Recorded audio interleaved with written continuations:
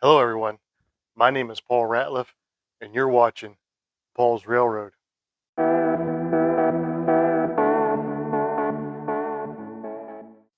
Hello, everyone, and welcome back to Paul's Railroad. Today's episode is all about airbrushes, and more specifically, it's about how we can run these inexpensive, big box store acrylic paints through our airbrushes. Now, before we get started, I'm going to grab the camera. We're going to take a closer look.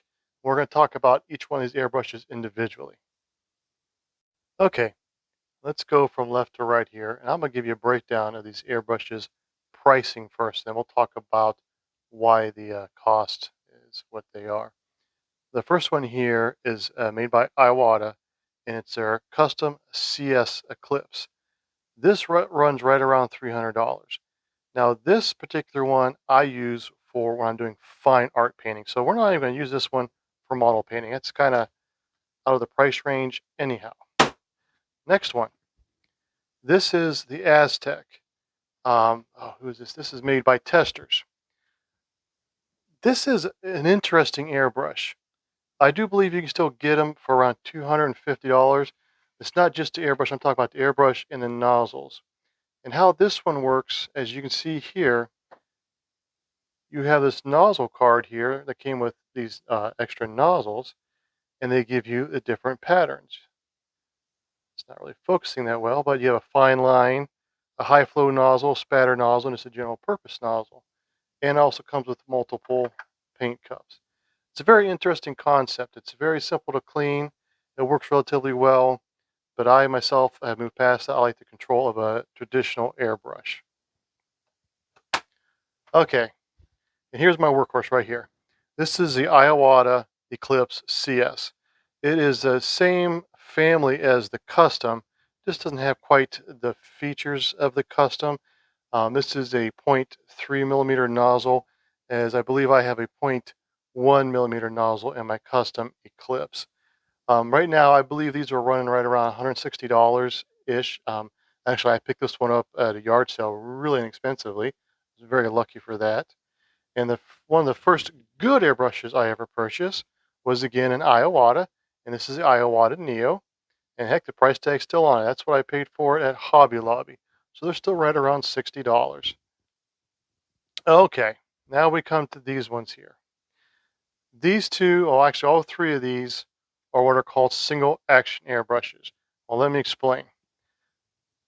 Most airbrushes are what's called dual action. So it's press down for air, pull back for paint. Okay, that's how you control your paint flows by how much you pull it back. That's opens up the needle from the nozzle end, lets the paint flow through it. These ones here, as you can see right here, is a little set screw. Well, this is the double action. I apologize. Let me get this piece of junk out of there.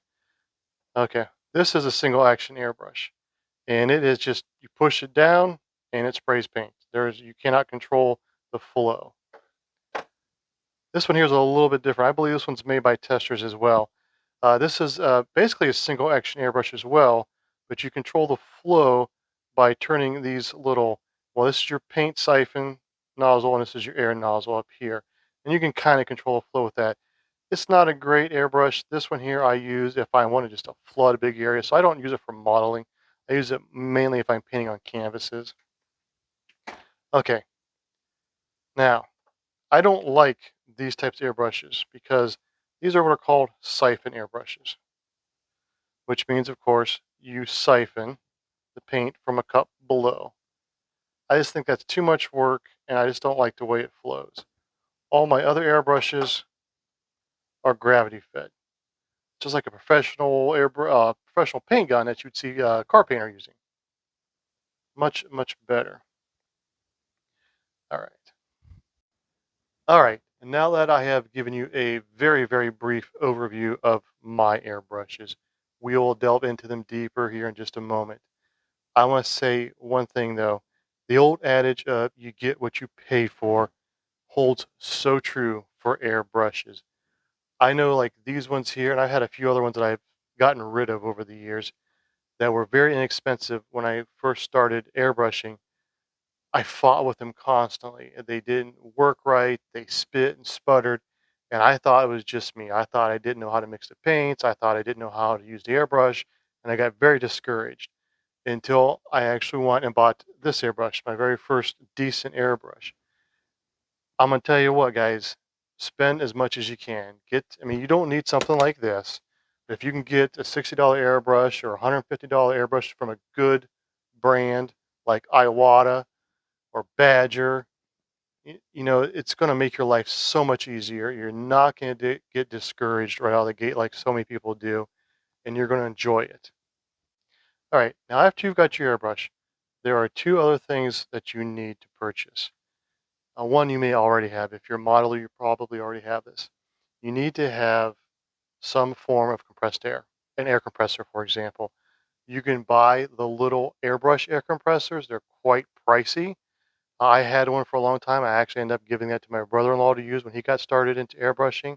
What I have done is I went to Harbor Freight and I bought me a small, inexpensive pancake air compressor. It's loud as can be when it's running, but I have much better control over my air pressure using that. I like it better. So that's your choice. But a lot of people, I have an air compressor out in my garage, so a lot of people have access to those. The second thing that you're going to have to buy, because it does not come with an airbrush, especially a more high-end one, is you need to have a quality air hose. This happens to be made by Iowata. It's also, again, you will probably get this adapter piece, but you'll have to find some kind of an adapter for your compressor if that's what you're going to use, air compressor.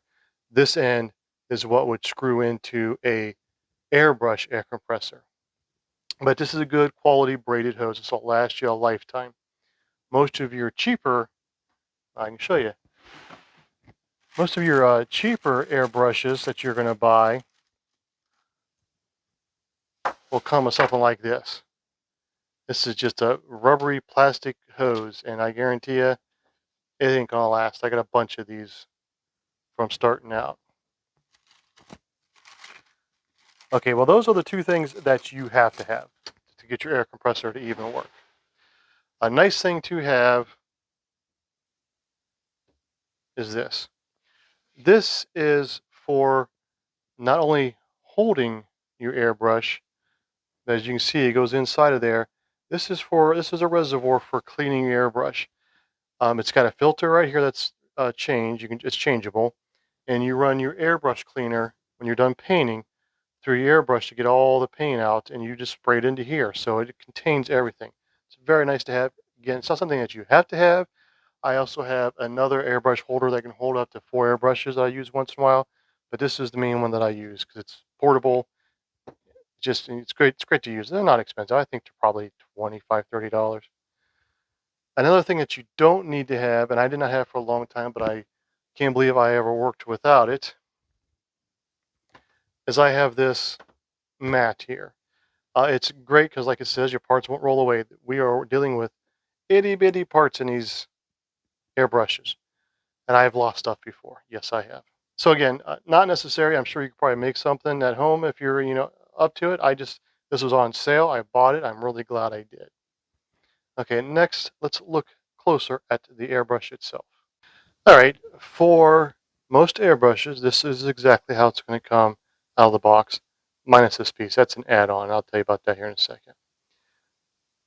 What you have in front of you is like I said, it's a dual stage. So press down for air, pull back for paint, airbrush. And what this is a quick disconnect for my compressor on this end. Those are inexpensive as well. You can buy those at any place you can buy an airbrush, you can buy those. So what we have here on top is your paint cup. And as you might imagine, that is where the paint goes in. So let's take this apart. This is your handle here. And this is nice too because this is how you can adjust your needle. I'll show you in a second. Let's take this off.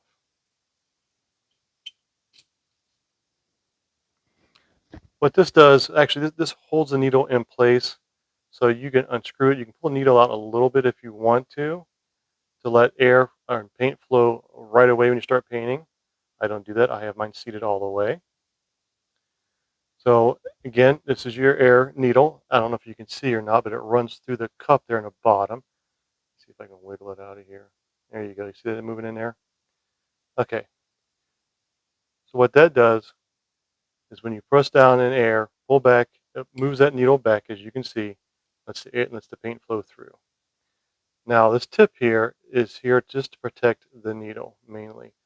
And I'm gonna give you a little tip. Once you get more comfortable using your airbrush, when you start painting, take this thing off. Okay, just gotta be careful you don't damage your needle when this is off. I find, and most people find who airbrush a lot, that these will build up with paint after a while being used, and then you'll start getting spatters. That when you stop airbrushing for a minute, set your gun down and move your project, whatever, and you first push down on the air again. If you've got a little bit of paint built up around inside of there, it'll just spit it out. I always paint with that off. So this is also how you disassemble to clean. Actually, next thing I will do is I'll loosen it up and I will pull the needle out. And there is your airbrush needle, and these are replaceable. Again, not terribly expensive. Next part we're going to take off here is what holds the needle in place and moves the air through. There's a little hole in there. You can't really see it, but it's in there, trust me. Okay, now we need a wrench. And almost every airbrush I've ever bought came with a little wrench for this part.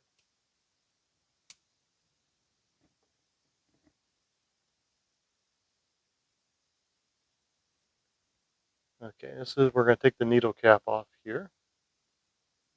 Oh, I'm sorry, the nozzle cap. The needle cap is the first thing I removed. Okay, I don't know if you can see in there or not, but there's little holes in there where air comes through and mixes in that other cap, the fluid nozzle cap. And right here, I'm sorry, it mixes in where the needle comes out. This is a little confusing for me. This right here is your fluid needle. As you can see right here, this is where the paint comes through, and this is where your air comes through the little hole. Let me get my big fat finger out of the way and move this better. Big holes where the needle rides through and the paint comes through. Little holes where the air comes through. And all of the paint goes into this fluid needle reservoir, and the needle sits inside and goes around the needle and out this tip. And when it comes out there, it comes through all those little parts and pieces I just showed you, and that's where it mixes the air and the paint. Now, basically, for most cleaning, this is as far as you need to break it down. You can get in here with your airbrush cleaning stuff, clean out the reservoir, clean this out real good. You can use little pipe cleaners to get in there and clean real good. I'm not going to, you can take this part out. This is spring loaded, as you can tell, and pull out the trigger just like this because the needle runs through there to hold the trigger in actually and do a really good thorough cleaning if need be. All right, let's get this thing back together. I'm sorry, I'm sure I went through this a little fast. I'm sure I missed a few things, and I'm positive I misnamed things. But that's the basics of an airbrush and how it works. So let me get this thing back together, and let's talk about the paints, and let's start painting. I just realized I made the greatest folly that we all make. I took it apart and showed you that, and I assumed you could put it back together without any problems. That's silly of me. Let's do it together. Okay, let me back out just a little bit. Okay, so this is where we ended up, right? So the first thing we're going to do is we're going to put the fluid needle back in. And then we're going to put the nozzle, or I'm sorry, it's the fluid nozzle back in. Then we're going to put the fluid cap back on. And to cinch that down, you don't have to strong arm it. This is, delicate instrument, so just a little bit. We're good. Next part we're going to put on is the needle cap.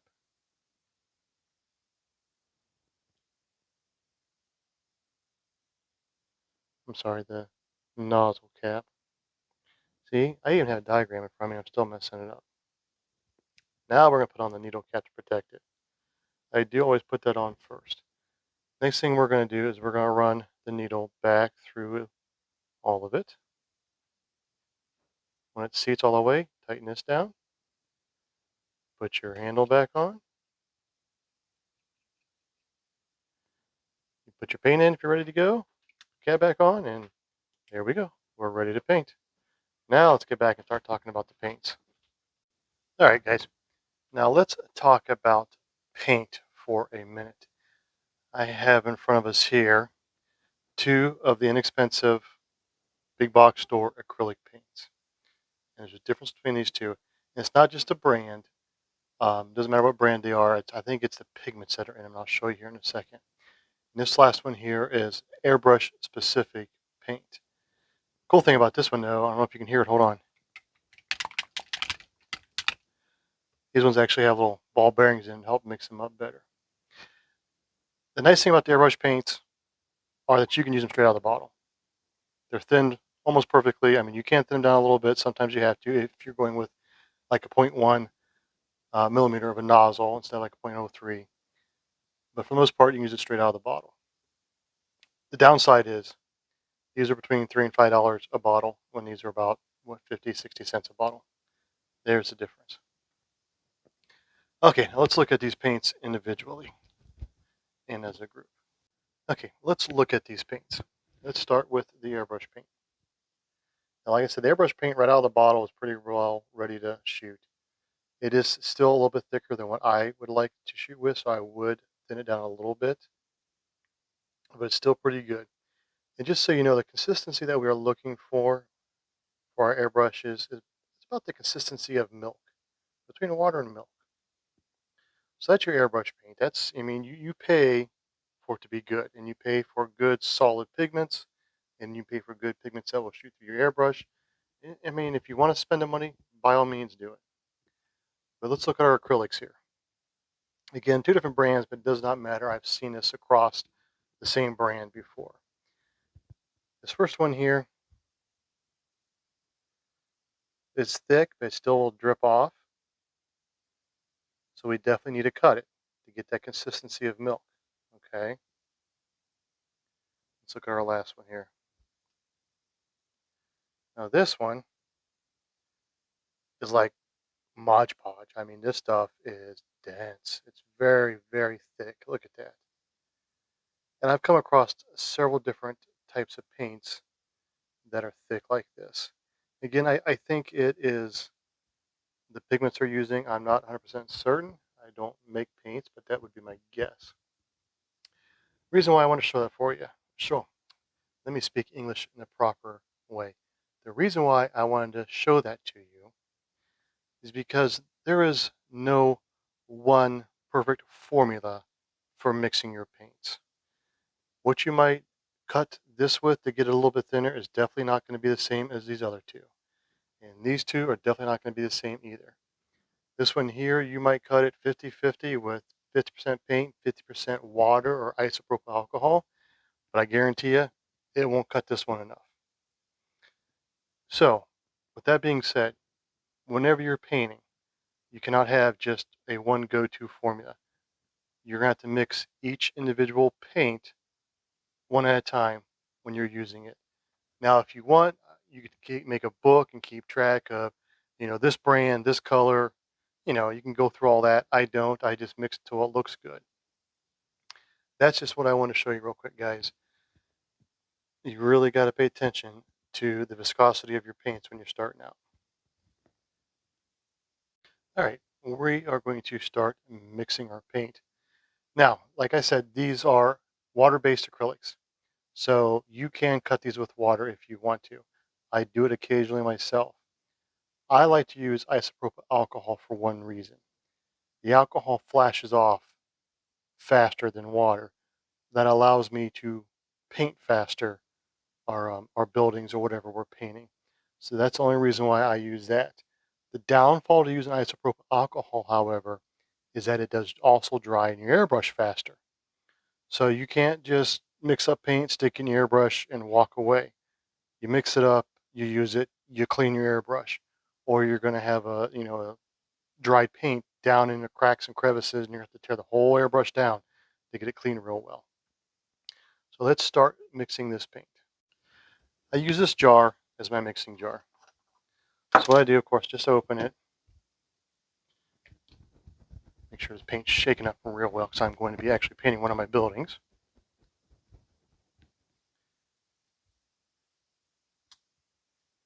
And I'm going to squeeze in however much I think I'm going to need. Like I said, nice thing about these paints are they're being so cheap that, you waste a little bit, it's not that big of a deal. Again, as you can see, this stuff is pretty thick. So now I need to cut it. This is where the isopropyl alcohol comes into play. But I like to use either a pipette or I just use this little eyedropper. Actually, I think it was an old medicine dropper.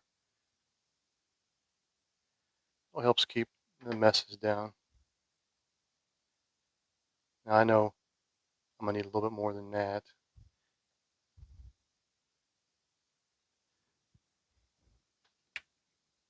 Now I usually just start out with a coffee stirrer or whatever I have and splash it and make a mess every time because I'm always in a hurry.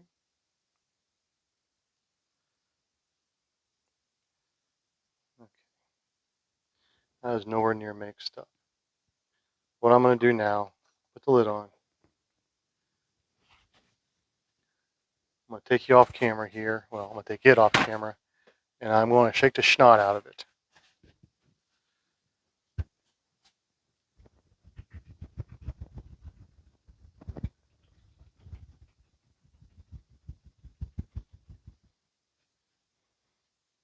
Okay.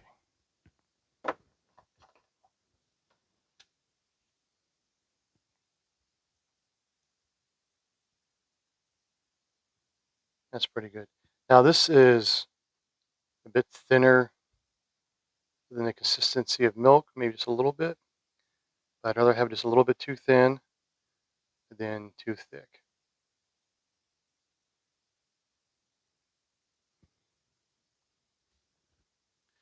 Okay. The next step that we are going to do is what I would consider to be one of the most important steps. And another thing that you should purchase if you're going to be using these acrylics, actually you should use this with any paint, even airbrush paints. Just need a bigger cup. Hey, we're using medicine cups. See, don't throw anything away. Strainer. This is a stainless steel strainer that I purchased off of Amazon. It came in a 3-pack. I think that they were sold to be able to strain out um, resin from resin printers. That's what I bought it under. I only need one from a resin printer, so I got one for this. Like I said, this is the most important part because all these paints have different size pigments,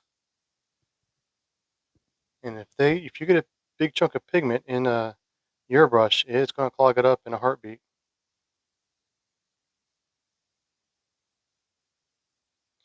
Actually, with talking about pigments, I have found that your white paints are the hardest ones to mix,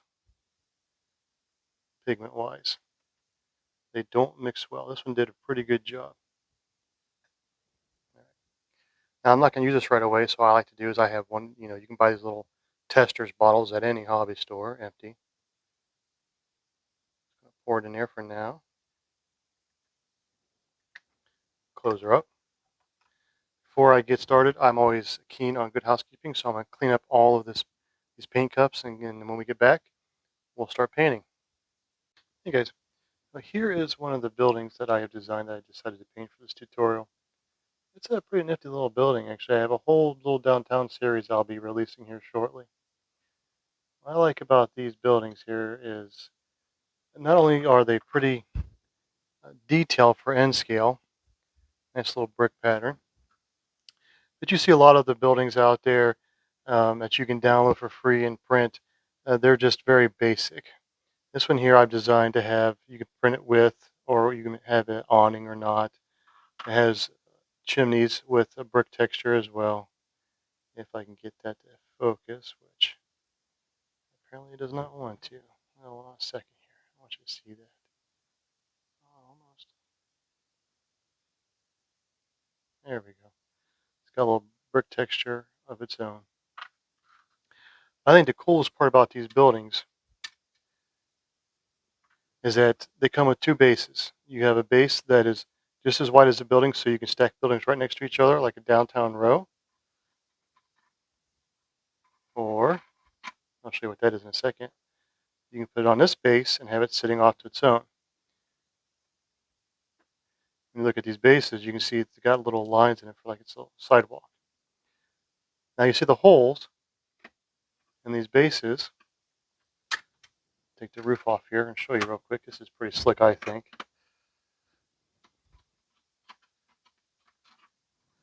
And it's kind of hard to do one-handed. And upside down. Let me get in there just real quick here. Anyhow, if you look inside, you can see that I have a main floor and a second floor. And those little holes are made to fit a 5mm LED up through. So you can light the interior of these buildings very, very easily. You can just block that off if you only want to light the bottom, or vice versa. Okay, enough of a sales pitch. Pretty soon you'll be able to find all these things over at Cults 3D under Sandy Creek Designs. All one word. I forgot to mention that last time. One word, Sandy Creek Designs, Cults 3D. Okay, well, it's not about the sales today. It's about painting. So let's set these aside. I'm not painting the bases yet or the roof. I'm going to use two things here.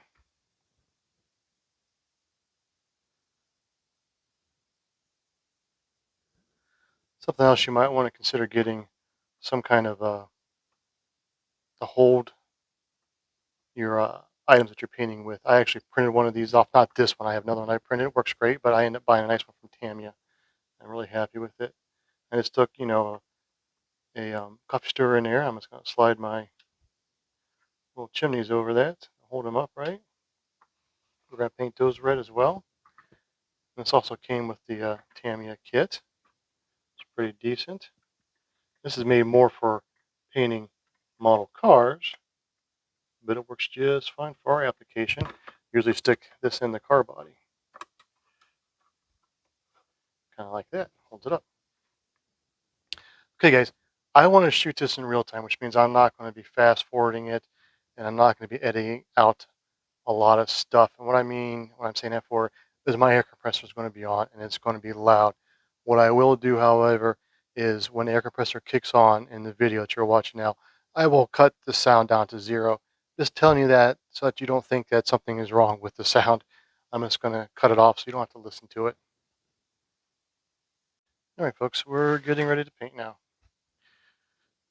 Let me show you how this little disconnect works. It's pretty slick. Bam, it's on. That way you don't have to unscrew it and all that good stuff. The other way you do it, if you screw it into here and you want to change your airbrush, you have to unhook it from your air compressor or you lose all your air pressure. Remember, down for air, back for paint.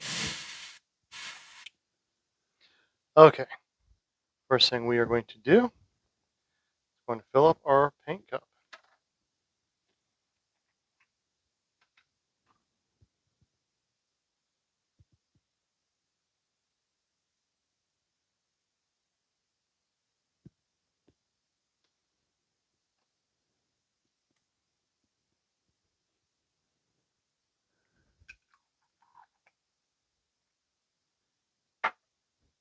All right.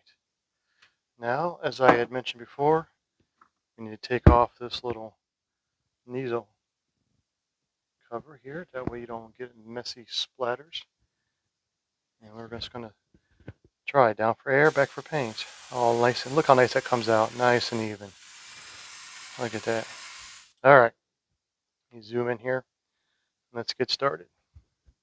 Just like with anything else, just light coats. Get a nice little tack coat going.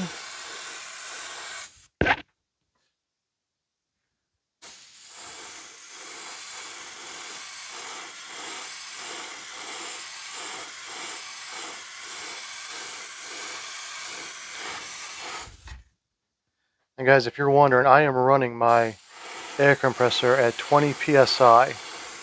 That's what seems to work the best for me. It's a lot of trial and error. That might be what, that's why I think that's what a lot of people run theirs at though, actually.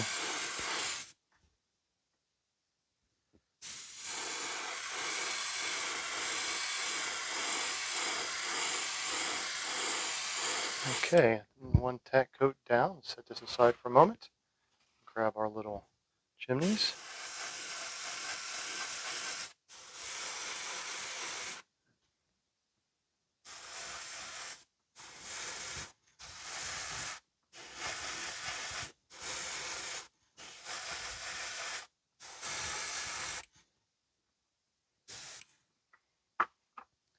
This should be dry enough already to start again. That's why I like using isopropyl alcohol. And another thing I want to say, whenever you are using your airbrush, you should always, before you start painting again, after stopping, off to the side, start it. That way, if there's any globs or anything, you'll blow it off onto the cardboard or onto your workspace instead of onto your project.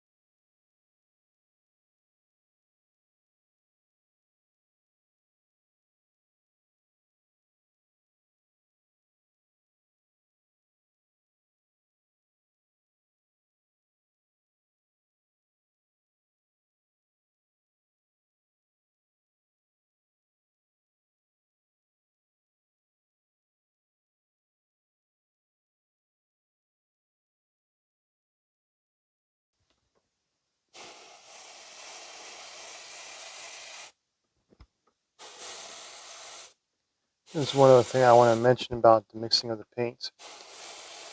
Since we just used the standard paint that came out of the bottle, I was not concerned about not having enough of this color. I always go back and I can make more. But if you are going to be mixing a custom color, I would suggest that you make more than what you think you're going to need, and then make a little bit more. Because I don't care if you count drops, how careful you are, chances are you're not going to find the exact same shade if you try to go back and replicate it. And the nice thing about these paints is that they are so cheap, it's okay, you don't feel bad if you waste a little.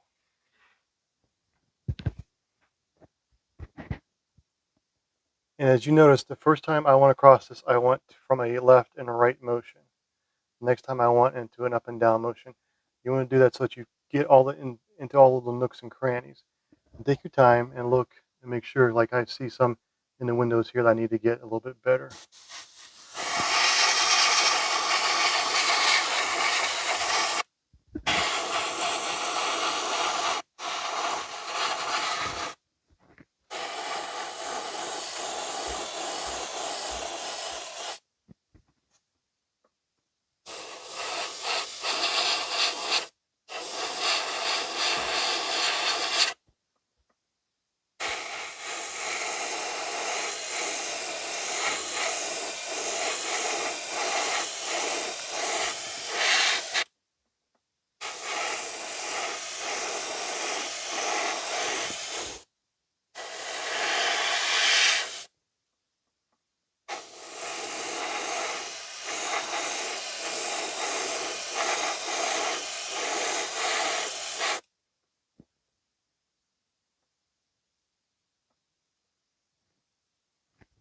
All right, guys, I think that's about it.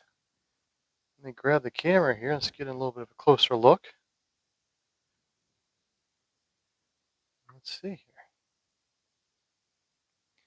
There you go. Painting with acrylics. And look how nice that came out. Nice, even, smooth, nothing to it. Anybody can do this.